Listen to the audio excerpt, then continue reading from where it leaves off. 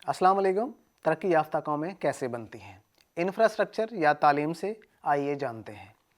तरक्की याफ्ता कौमें आमतौर पर तालीम और बुनियादी ढांचे दोनों की अहमियत ही के हिस्सों को मद्देनज़र रखती हैं, लेकिन मैं चंद अहम नुकात ज़िक्र करता हूँ। तालीम, एजुकेशन, इल्म तालीम में मुस्तकिल और बुलंदी हासिल करने से लोगों को महारतें हासिल होती हैं जो कि मुख्तलिफ़ शोबों में काम करने में मदद फराहम करती हैं, मुआशरती और सन्नती हैसियत में बुलंदियों को पैदा करती हैं जो एक मुल्क की तरक्की में मदद फराहम करती हैं।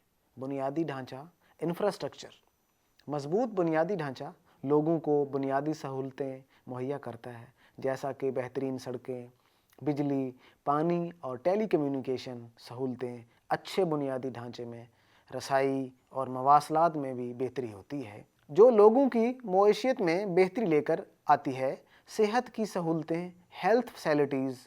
मुल्क में बेहतर सेहत की सहूलतें लोगों को सेहतमंद और मजबूत बनाती हैं जो कि एक तंदुरुस्त कौम की बुनियाद होती हैं। बेहतर सेहत की सहूलतें लोगों को मुख्तलिफ बीमारियों से बचाने में मदद फराहम करती हैं और उनकी मईशत में बेहतरी लेकर आते हैं। हुकूमती यकीन ही यानी गवर्नेंस। अच्छी गवर्नेंस और अच्छा हुकूमती निज़ाम मुल्क में कानूनी और सियासी इस्तेहकाम मुहैया करता है जो लोगों को एतमाद देता है कि अच्छी दुरुस्त गवर्नेंस और दुरुस्त कानूनी निज़ाम ही से लोगों को अपने हकूक़ का एहसास होता है जो मुल्क की तरक्की में मदद फराहम करता है। टेक्नोलॉजी।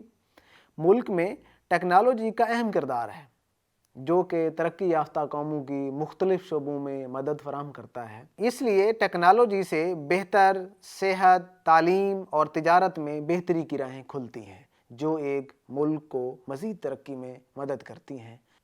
हम कैसी कौम हैं, फैसला आपका।